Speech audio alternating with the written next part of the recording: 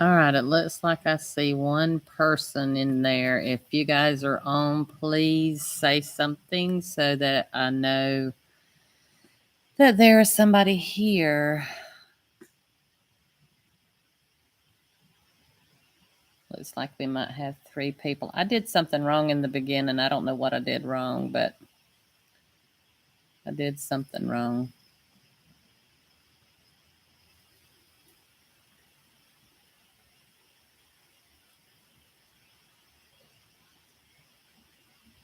All right. If we don't see somebody soon, we are going to end this and I will do some more of how to do this without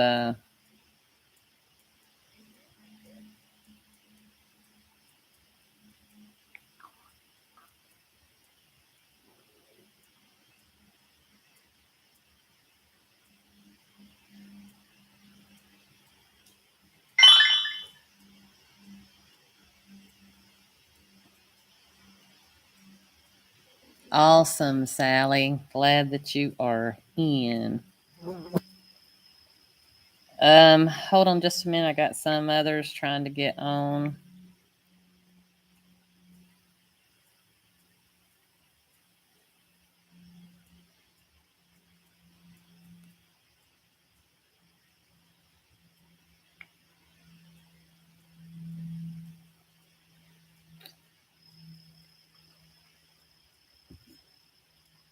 All right. If you guys are in, just let me know that you're there. Hey, Sally. Hey, Worm Weirdo. I don't know what I was doing wrong the first time. I had scheduled it. And hey, Kayla. I'm glad you got in. Goodness gracious, y'all. I made this very difficult. Last week I did it on my mobile phone. And it was, hi, Monty. It was, just I don't know, I just didn't like it, so I'm trying on my laptop today. The picture I see is very grainy, so I do apologize. I've got to find a good spot to do these, but it's all going to be trial and error for a little while, you guys. I think next time I will schedule it. Well, everybody knows it'll be at 2:00 each week, and I just won't schedule it on the program, and I'll just go live from there, because that's what I did. Is I ended the one that I had scheduled and then just clicked to go live today. So maybe that'll make it better. So, all right. So today, you guys, ask away, ask questions. This is Samantha. Y'all get to pick my brain. So ask me whatever questions you want to ask. I'm willing to help. Hi, AJ. Glad you could make it. Wow, you guys. We went on Amazon about 2 weeks ago, and I mean to tell you what, it has been kicking my behind. But I tell you what, the fees to Amazon is crazy. Between the advertising fees, their fees, shipping fees, it really doesn't leave you any money. Eventually, that advertising, will go away once we earn our presence on there. But for now, I feel like I'm working for nothing. So AJ, what made me get started? I originally started just to be able to grow some worms to go fishing with me and my grandson. And so we came home one day from fishing.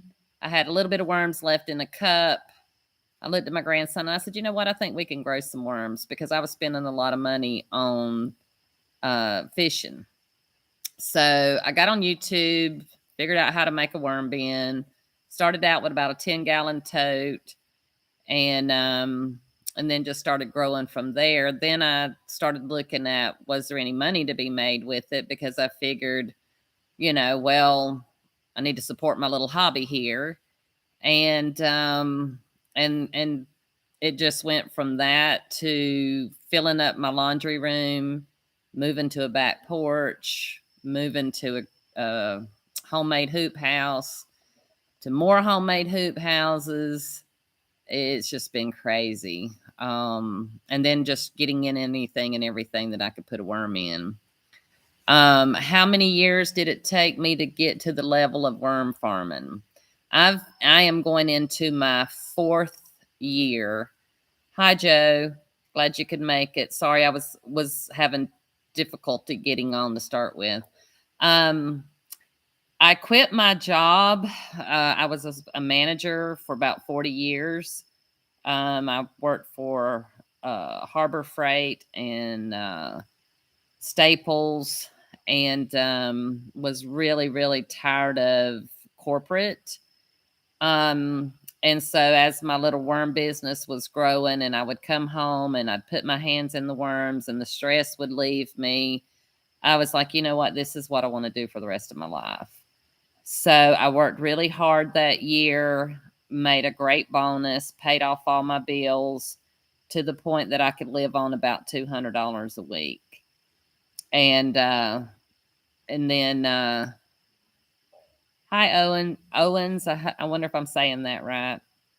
But anyway, quit my job.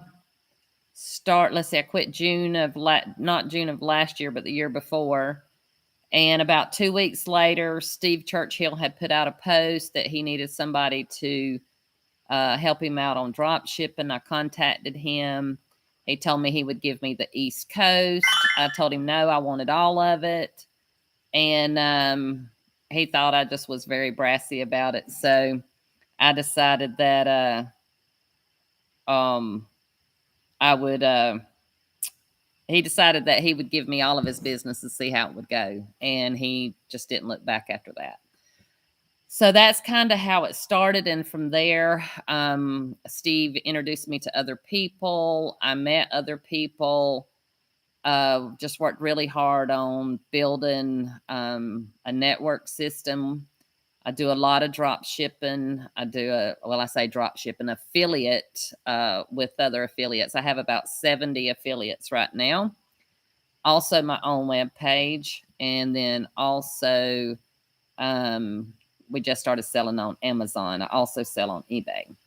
So so that just brings me to to tell you guys, when I first started, if I would have known what I knew now then, I would have done the same thing as a lot of people are doing with me. I would have become an affiliate to someone, got my feet wet, learned how to market before I really started growing worms, because growing the worms is the easy part. It's the marketing that's hard. Glad I pronounced that right, Owen. I think a lot of times that everybody thinks that you can get to this size overnight, because I hear a lot of people say, you know, I want to do what you're doing. And you can do what I'm doing. But I will tell you this. I did not get here by sleeping in. I didn't get here by taking off weekends.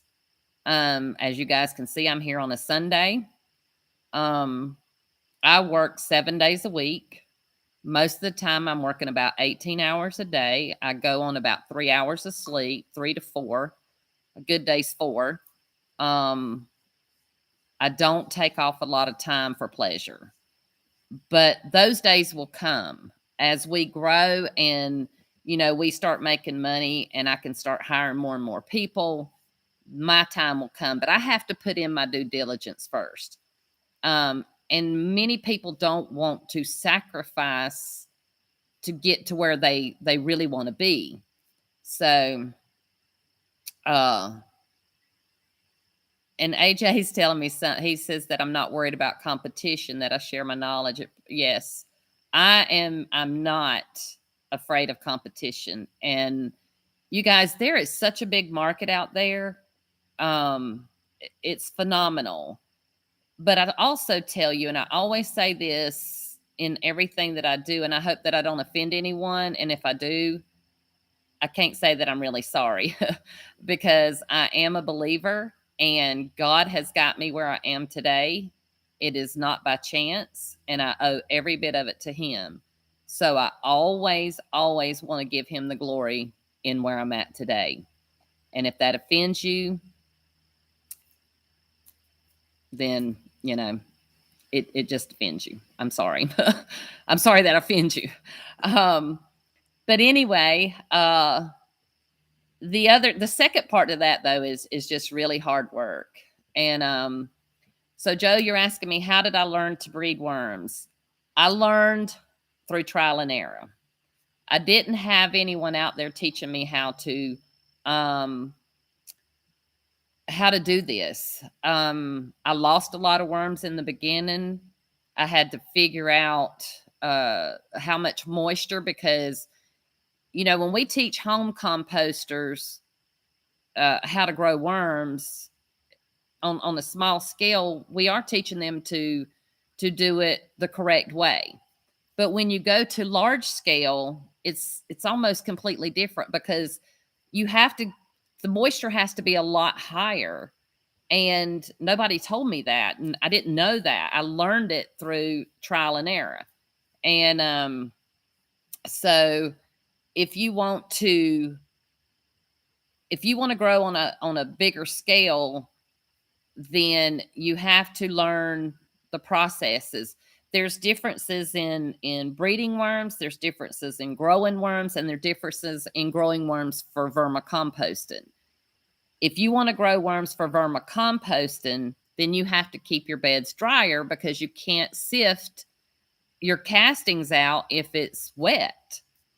But if you want to grow worms, then you need the material wetter, because the worms are happier and they multiply faster and they grow bigger. I mean, there's just something to having that extra moisture. So, if you're not concerned about castings, and you want to, because you can always let them dry out, just quit watering for a while and let it, kind of dry up. But now just make sure that if you have these in bins or tubs or things like that, that you don't have standing water. When we have them out here, like you see behind me in these beds right here, they have the ground for the water to go through or go to seep through. So they can't get really overwatered unless we had a really flood. But at times I do see that there's standing water along the edges of these sidewalks that you see, and that's where all the worms are. And you'll see that they'll be swimming around in this water, and you're like, oh my God, I thought they would drown. But I guess, they come out in time. But, it taught me that they needed more moisture. That's how I learned it, because this bed is high enough in the middle. If they didn't want to be in that water, they could always crawl up and get out of it. So, make sure if you're going to do windrows that you're giving them enough water. A good friend of mine killed his worms, a ton of them, just like I have, having them in windrows and not giving them enough water. You've really got to water those windrows. They will dry out quick on you outside. We're a little bit better off in here. We don't have as much dry out in the building as we do outside. But if you're going to have them outside, make sure you have them covered with a tarp to give them some shade and to help hold that moisture in, and you won't have so much of a trouble. Is it true that they like dense conditions to find each other or space? Yes. So you want to make sure that the best thing to do is, if you're doing a windrow, is use the rule of thumb, 1 pound of worms to 1 square foot.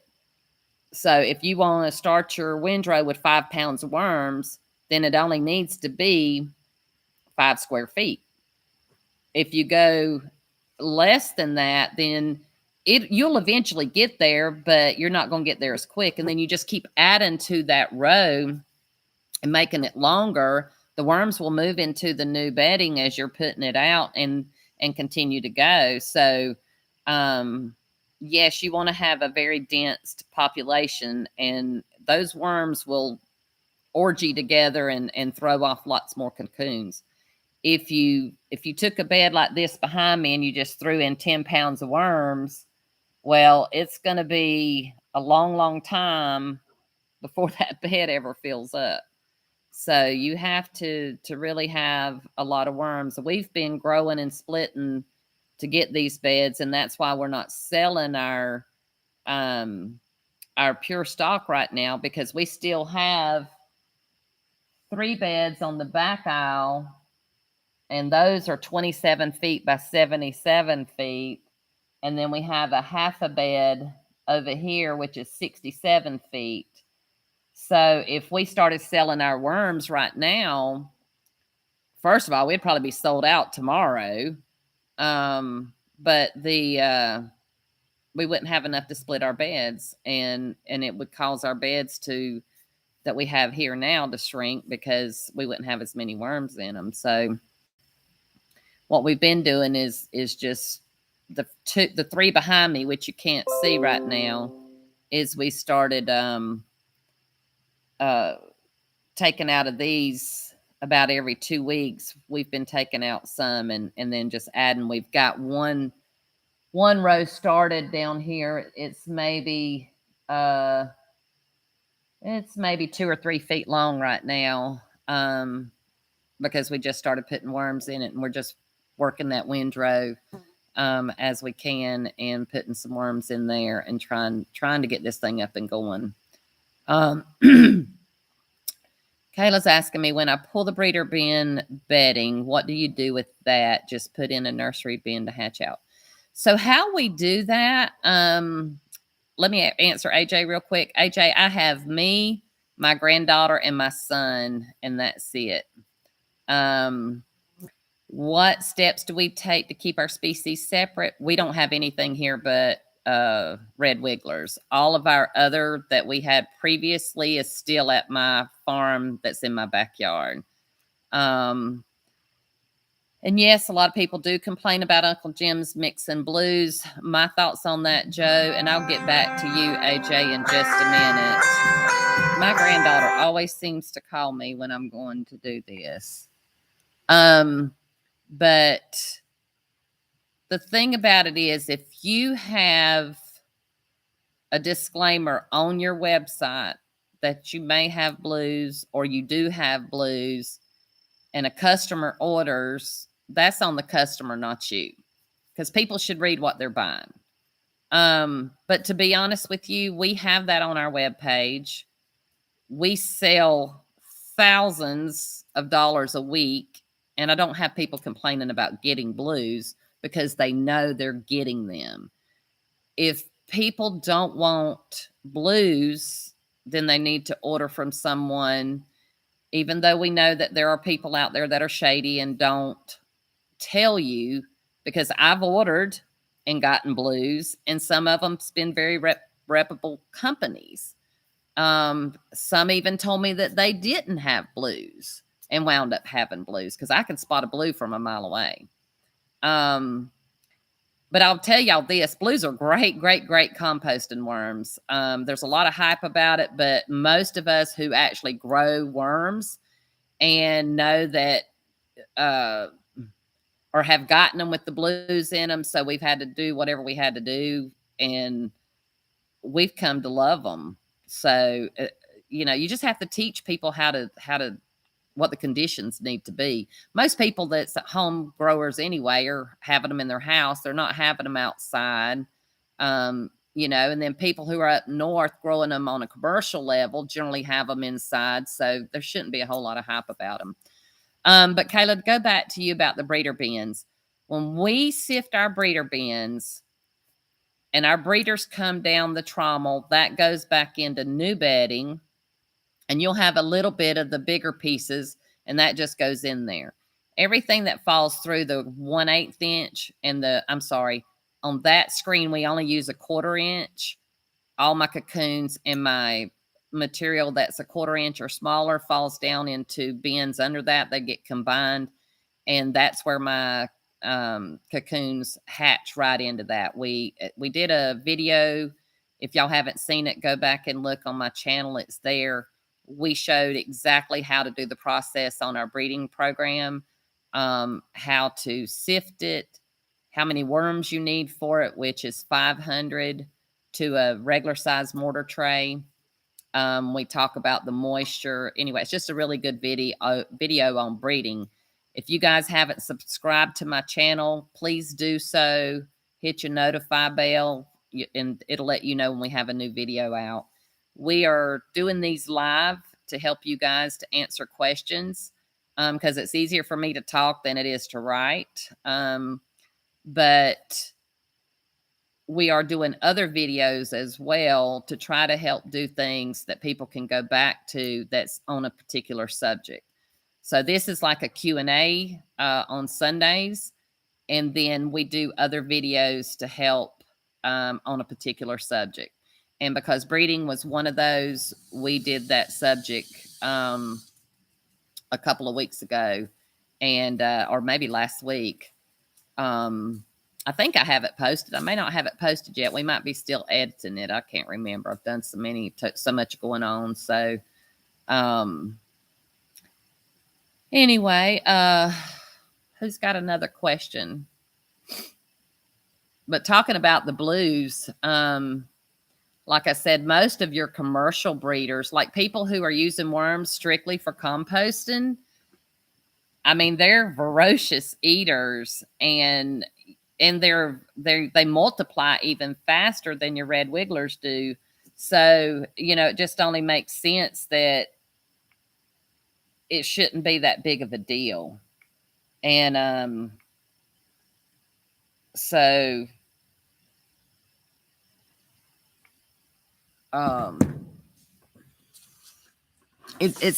I find that it's really more of the people who are selling worms than even the people that are buying worms that has a problem with it.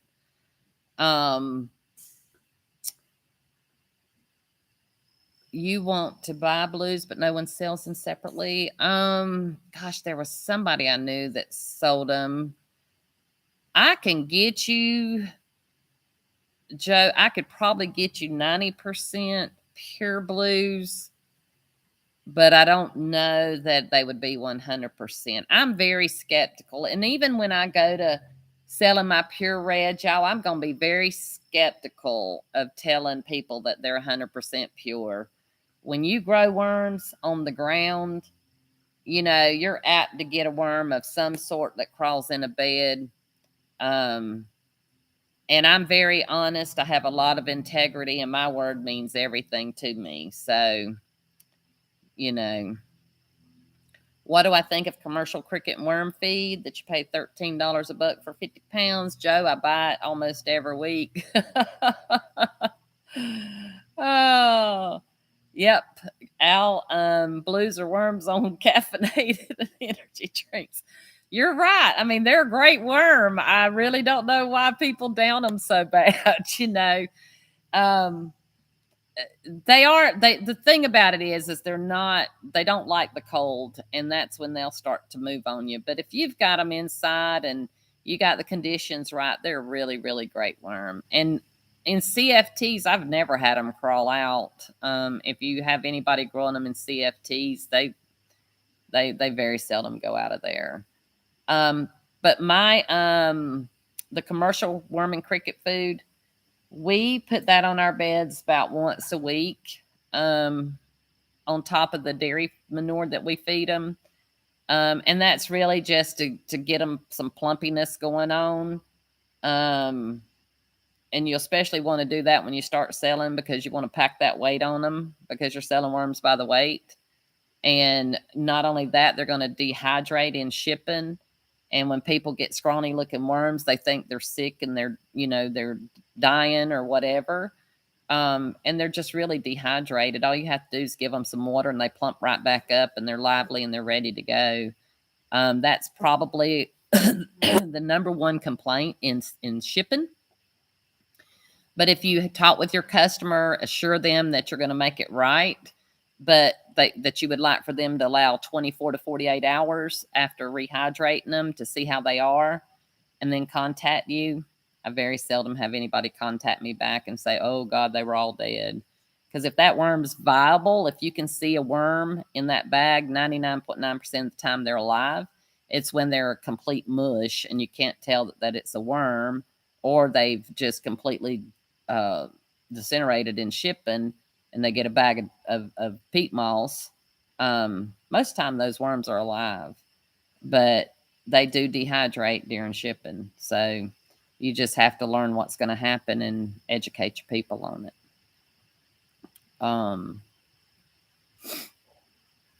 What else? Some of the foods that you can feed them, y'all, is manures. The only one that I truly stay away from is chicken manure. But you can use chicken manure if you have pre-composted it, because it gets really hot. So it needs to age for quite a while. Your basement gets down into the 40s. And you think that they probably did Worm Weirdo if you got it down in the 40s. If you have a small little heater that you could put down there, that generally will stop that. The other thing that you can do is you can add some manures to about half of your bin to warm it up some. And that way the worms can go move in and out. If it gets too hot, they can move away from it. But if it's not warm enough on the other side, they can move on into the warm side. Another thing you can use is a seed starter heat mat, which is what we use in our breeder system. We use the VivoSun brand, and it works out real good. The types of worms that I raise, we are, for composting, we don't grow worms. We have the worms for composting, but we don't focus on composting at Mimi's Worms. We are a worm breeder. Kayla's asking me, do I ship my worms in 100% peat moss, or do you rinse or anything? No, we ship it in 100% dry peat moss, because you don't want if you ship it in wet material, the microbes, it activates the microbes. The microbes is what causes heat. And if you have heat in shipping, that is what kills your worms. The reason we ship with dry peat moss is to insulate the worm. Even though they will dehydrate a little bit during shipping, once you hydrate them back up, they're fine. But it would actually kill them if you ship them in wet material that can heat up. So you want to be very careful with that. The types of worms that we raise is redwigglers, and then we have a mix of blues and redwigglers, and then we have a compost mix of blues, redwigglers, and euros, and then we have pure euros.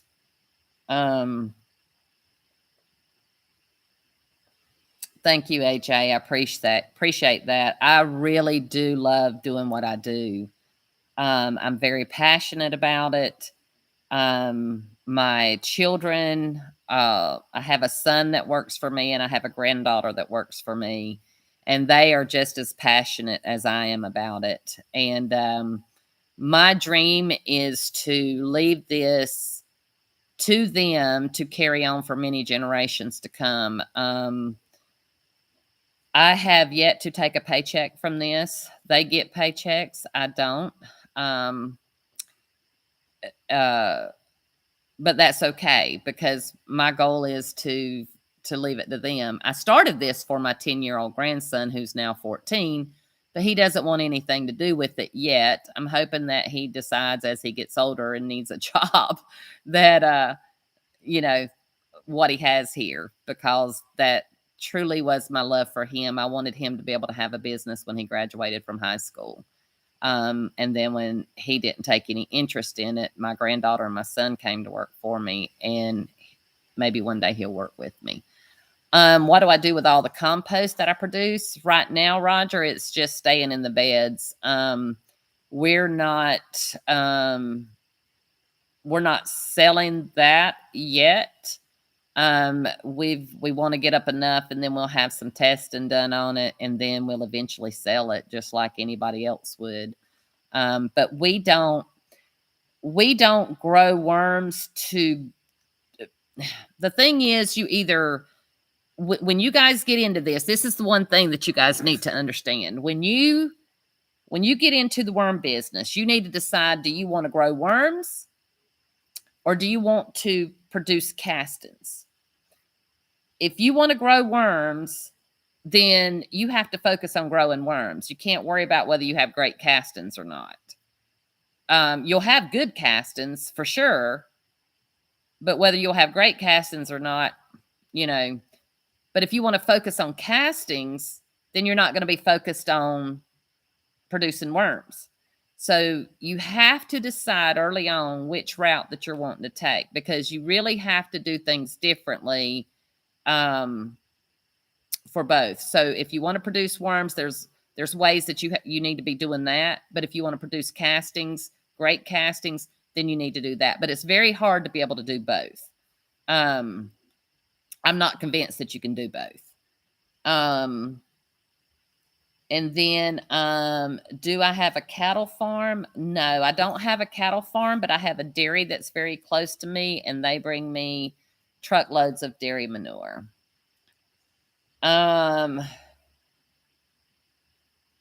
We just sent some off to, oh my goodness.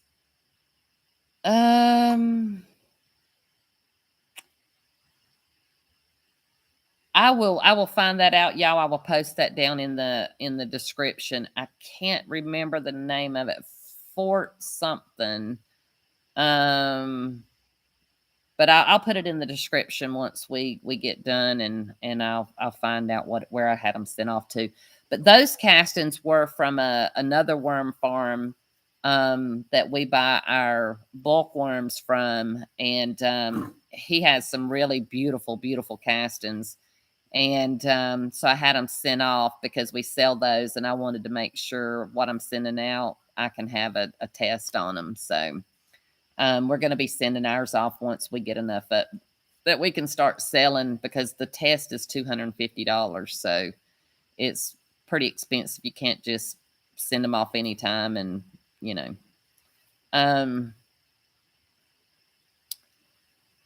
yes, it is a family business of raising worms. I got 2 little great grandboys. One is about to be 5, and one is about to be, or one just turned 2. Our little 2-year-old, he gets up there with my little hand sifter. I got a video of it, I think, out on Facebook, where he was sifting worms for me one day. He just crawled up there in it and had watched us, and he just started sifting the thing, and it was just the most beautifulest thing. So I think they will definitely be in the worm business. It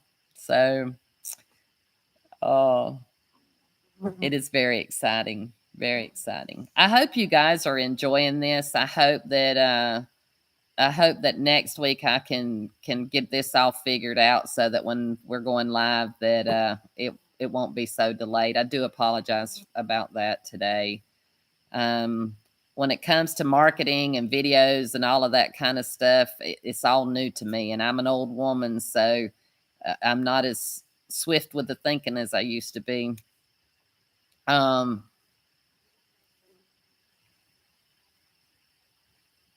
Yes, African nightcrawlers are great for producing castings, Joe. I know there's lots and lots of commercial people that do use the African nightcrawlers, which is funny to me because they need to be around 80 to 90 degrees all year round.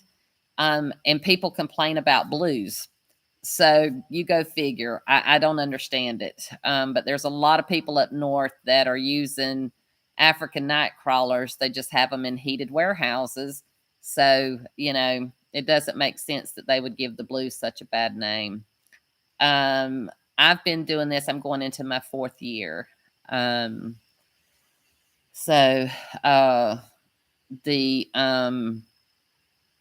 African nightcrawlers, I had those in the very beginning, but they start dying off at about 50 degrees. So you really, really, really, they're, to me, they were just too much for me. They were just a lot of work that I just wasn't wanting to put into them. But they are a great worm, and I do know many, many people that use them. But they're also a problem with shipping. Either it's too hot or it's too cold. So it's, make sure you pick them up from somewhere. I would highly recommend that you pick them up and not have them shipped. If you keep worms in really wet conditions, do you have problems with mites and potworms? We haven't had any trouble at all with potworms because we do have it in manure.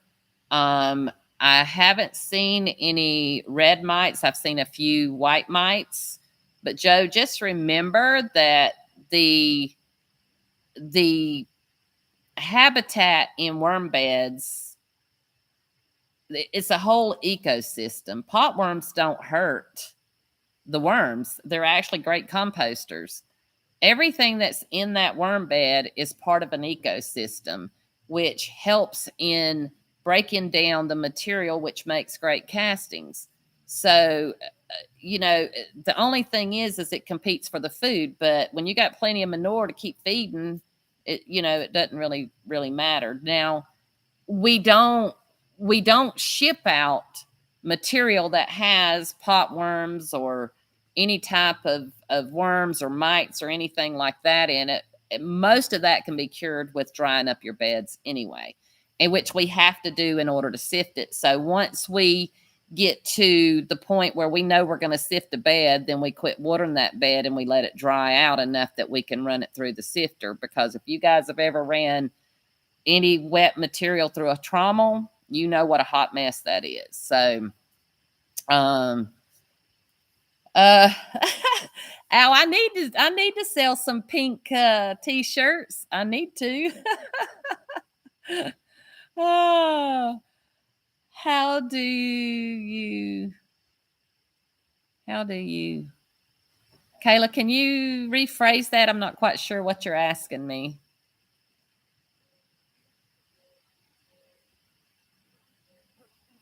Do you fill your bedding bins after you start them? If you do, what do you feed them? How many pounds of worms do you start each bin with? Roger, the main thing is 1 pound of worms per square foot of surface area. Doesn't matter about the depth, it's your surface area. The biggest thing that I find people doing wrong is they start a worm bed full. Worms are top feeders. So if you're filling that bin halfway full and then you're starting to feed it, well, the material that where you started feeding at is where your castings start at, because all that material you have underneath that is just material. The worms don't generally go down, they go up. So people need to start their beds. If you're doing a windrow, you want 6 to 8 inches. If you're doing a home Rubbermaid bin or something like that, you only need a couple of inches.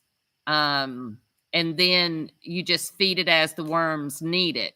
Just make sure when you guys are feeding food, even in your windrows, when you're feeding food, you want to make sure you don't feed them more food until all that food's gone. If it's manures, it's not the same. You can feed manure on top of manure, and it doesn't do the same thing as if you're feeding food like scraps. Do I clean my worms before shipping? I've read that, but I can't see it in my mind around it. Yes. When you say clean our worms, do we wash our worms? No, we don't wash them. What we do is we harvest them through a sifter. Then most everything that comes down is mostly worms. You're going to get some overs in there. So then what we do is we started putting them in a mortar tray that has castings in it that's already been run through the trommel. So they're small. They've gone through that 1/8 inch. Then we put a screen on top of that, and we take the worms and we put it on top of that screen under a light, let those worms go down into those castings, clean that material off, The next time, once we get ready to sell or ship, we run it back through a trommel and we get nothing but pure worms. But even at that, we still let the worms work up any of that little small material, and we brush that off so that you're getting 1 pound of worms per 1 pound of worms. We send out very clean worms, but we don't wash them, because if I washed them, you would be getting water weight, and then you'd be really mad at me. Plus, it would make your peat moss wet, which would cause the microbes to activate, which would cause a heat up, which would cause your worms to die in shipping. Have I ever had all of my worms die? Yes, I have. I have had it happen more than once. Generally due to my own error, because again, I never had anybody teaching me anything. If you have windrows outside in the summertime and you're not giving them enough water, they're going to die. If you have them outside in the wintertime and you give them too much water, they're going to die. So there's lots and lots of things that can cause your worms to die. But now, I will say this, windrows is probably the easiest way to grow worms. It's that and CFTs. The thing with CFTs, the CFTs are great for producing castings, but they're not as good at producing worms. People with CFTs use the CFTs mainly to be able to harvest their castings from underneath the CFTs. They're not having to run them through a trommel. They're not having to sift them by hand and those kind of things. But you don't have as much space. You don't have as much surface area, because most of those CFTs, for one thing, they're very, very expensive. So if you're trying to do a 200-foot bed windrow, which is what a lot of commercial people have, the cost would be astronomical. Because not only do you have to have the land to put a CFT on, you have to have a building to put it in. So it can, and then 200 feet of CFT would be extremely expensive. I give mine raw manure. I don't compost my manure. It does get composted some, because it is sitting out there in a pile, but we don't turn it. We don't try to make it into anything. We find that the worms really do like it raw. And we get a lot of mushrooms that grow in it, which feeds the worms too. So I just posted a video out there the other day where we had a pile of it, and I mean the mushrooms were they were crazy. They were growing like crazy. Wood chips, no. Wood chips is great to have with manure. We do have sawdust mixed in our bed, which has some wood chips in it, but it has the sawdust as well. That's very good to use. Just make sure that, I know there's some types of trees that's not good for your worms. I can't remember what they are. I know eucalyptus is one. I can't remember what they are, so do your research first. Yes, Euros are good for CFTs. The thing with Euros is they're great composters. They just don't breed real fast. They're great for fishing worms. But they produce worms at a slower pace. But now, as far as castings go, they make a great casting. CFTs are continuous flow-throughs. You can look those up. They're basically a box with wire on the bottom, and it has a metal plate that, gosh, Sally, you might get to explain this one better. I know you have one. It has a blade that cuts that, and the castings fall through the bottom.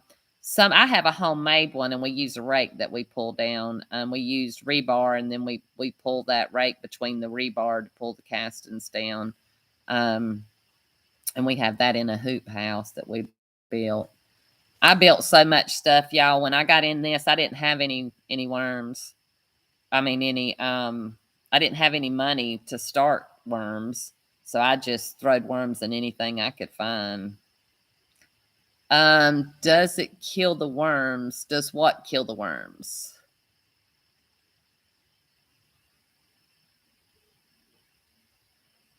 Joe, you gave the worms some lamb mash like we showed you, and they're still sitting there after a week. Did you put that into a new bed, a fresh bed, or no, the CFTs don't kill your worms. Um, or did you put that into a bed that was already established? Just a little curious there, because if you put it into a bed when you've just harvested the worms or you just got the worms from shipping, they're going to be lethargic and they're not going to eat to start off. Another thing could be the time of year, because right now it's cold. Worms aren't eating a whole lot. They're not moving around. So I hope that you're putting it on there very lightly. If not, if you've got it standing too much, then no, the crumbles wouldn't have anything to do with it. The worms don't eat. Let me tell y'all this too. The worms do not eat the food that you're feeding them. They're not eating the chicken lamb mesh that we're feeding them. They're eating the microbes that's breaking those things down. Worms actually eat microbes. They don't actually eat pumpkin and onions and cucumbers and lamb mash and leaves and all that. They're eating the microbes that's breaking all that down. So cool. But yeah, Joe, I would just check and see if maybe you've got too much in there. And then just remember, we're in the winter time. If your beds aren't at ideal temperatures, which is between 68 to 78, the worms probably aren't going to want to be eating too much right now. Those temperatures, they when the temperatures drop, they kind of hibernate a little bit. They save their energy. They don't eat as much. Or it just could be that you have a little too much in there. Not sure.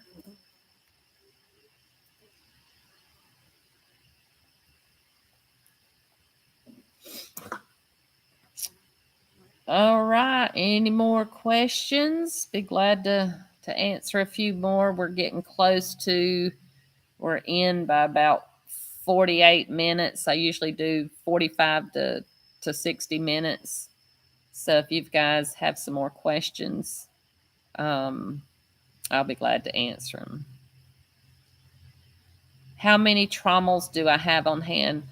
AJ, are you asking me how many do I have left that we're selling, or are you asking me how many I have in my operation?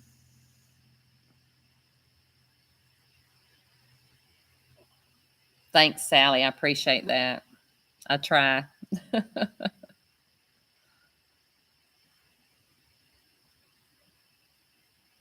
um, I'm going to answer both of those questions, AJ. Um, okay, so you want to know how many do I have left if the customer on the purchase?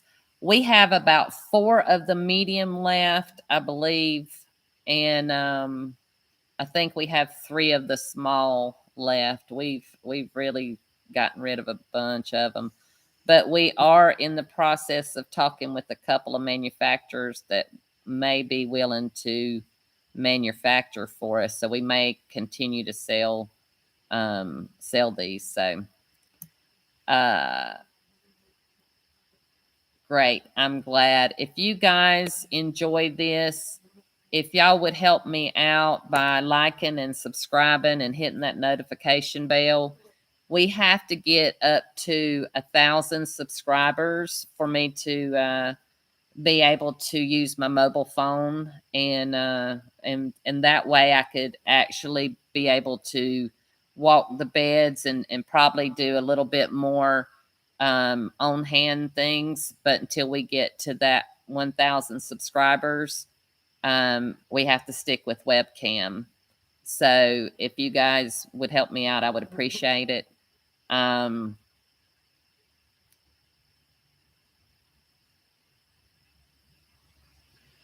Joe, you're asking me, yes, there's a lot of misinfo that drives me crazy. And one of those was, um, the thing that people put out there about the blues, that just drives me crazy because they're really a great composting worm.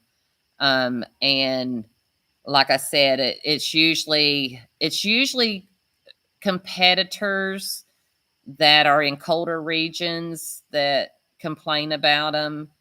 Um, but at the same time, these home composters are using them indoors. Um, and if you teach people how to do it, then they don't have a problem with them. Um, uh, yes, I did get with them. They were supposed to contact me, and they have not called me back. Y'all, there's a fly on the screen if you keep seeing that craziness. When you're around manures, there's lots of flies. But maybe I need to reach back out to them. I just really hadn't had a chance. But it's good to see you on here. I really appreciate you guys. Um, but the other thing is the wrung out sponge thing, or worms don't like citrus or onions or peppers and all this stuff. It's all in moderation. Yes, you can give them more banana peels than you can onion peels or orange peels, but to say that you can't give them that at all is misinformation. You just have to understand what moderation is.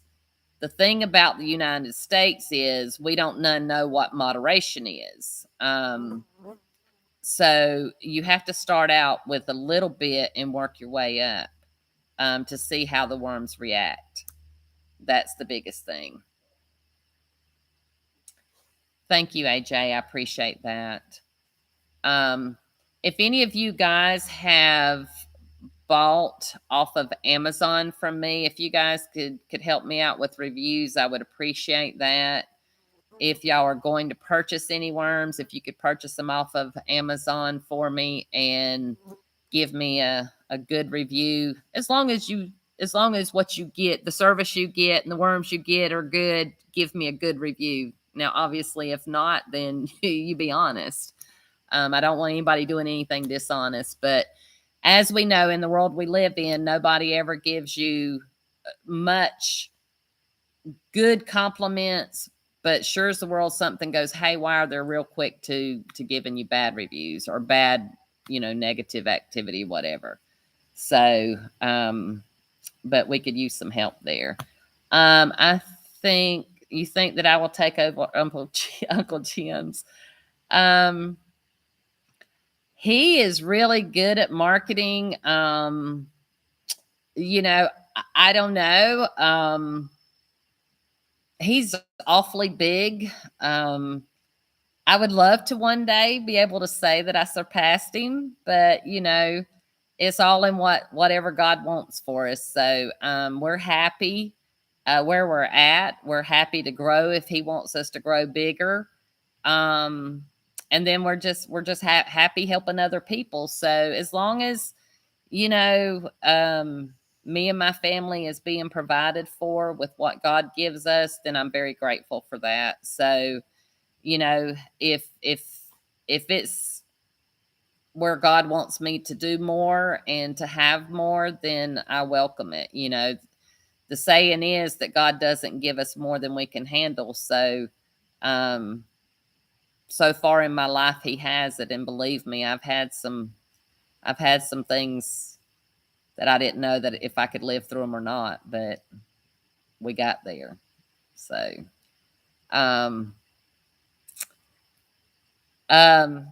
thank you. Yep, we are on Amazon. It's been a challenge because I'm having to learn everything. Thank God Steve set it all up for me.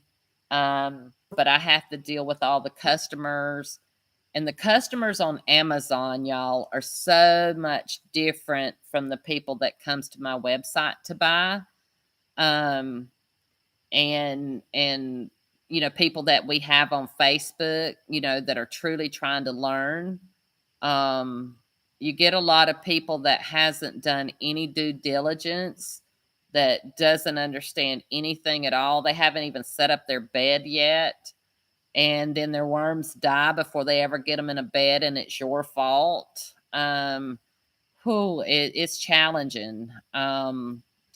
Yeah, I'm hoping that I'm hoping I'm gonna get through it. It has been a very challenging week, to say the least.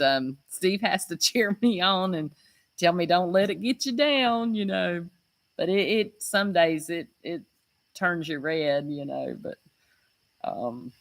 But I really like my website. I don't have too much of that on there, so.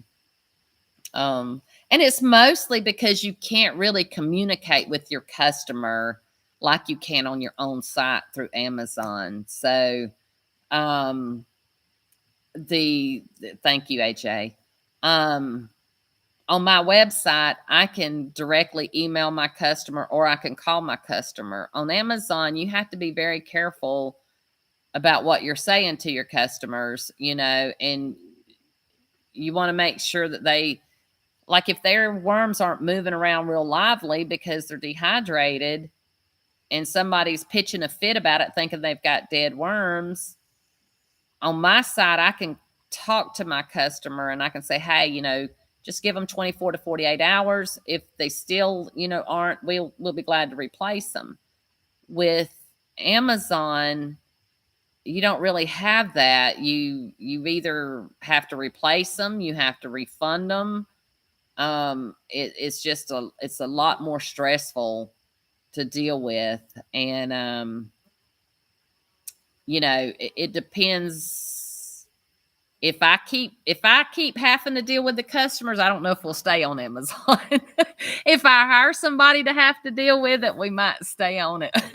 We're gonna try it for a little while longer, but it's stressful, and I don't like stress, so I'm probably gonna wind up hiring somebody to handle that. Anybody out there looking for a job? We did just hire our first influencer on Instagram. So we're going to see how that goes. Pretty excited about that. Those of you that went to Arizona, there was a girl by the name of Angela there that, she's an influencer, and she works, with Arizona Worm Farm. She was one of the speakers there. I reached out to her how to find one. She actually referred me to a couple of people. I got in touch with the one. She was ecstatic that I had contacted her. So we've sent her an urban worm bag and some worms, and where she can get started with seeing what worms do for her garden. She's a gardening channel. And so she's going to probably be taking over a lot of my Instagram stuff. So that'll free up some of my time. My plate's about to get overfilled. I can't do more than 18 hours a day, y'all. Awesome, Joe. Great. Thank you.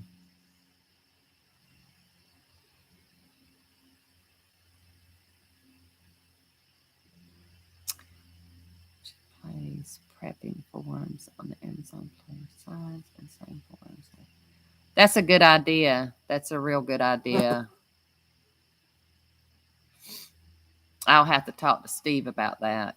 He does all that technical stuff. I'm still trying to learn how to get on YouTube Live without messing it up. So I'm not techie, y'all. And it's funny because back in my younger days, man, I was a whiz when it come to computer stuff. But that's back when you had to have a floppy disk. I mean, I came out when the computers were about the size of a car, you used a floppy disk, and you did the coding type stuff, you know.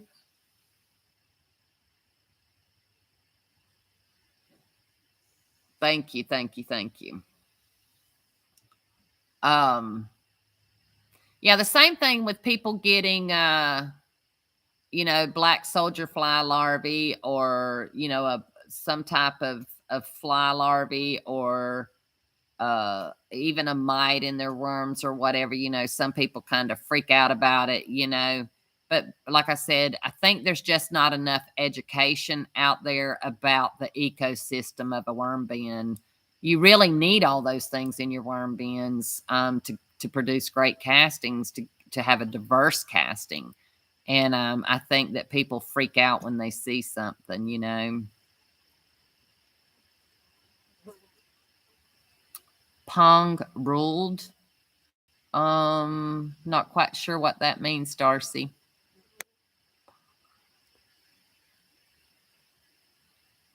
I'm very old school, y'all. Some things just fly right over my head. But anyway, you guys, we've been going about an hour now. I really got to get home. I did some canning yesterday. Still got a little bit more to do. We have a farmer's market here, and I bought 5 or 6 bags of beans and peas because I like to keep stuff on hand. And between worm farming and canning, it's kicked my behind. It might be an Atari game. I don't know. But anyway, I hope and pray that this has helped y'all tremendously, or at least a little bit. Make sure next week when you tune in, you guys have if there's questions that you guys have, please, please, please ask them on here. There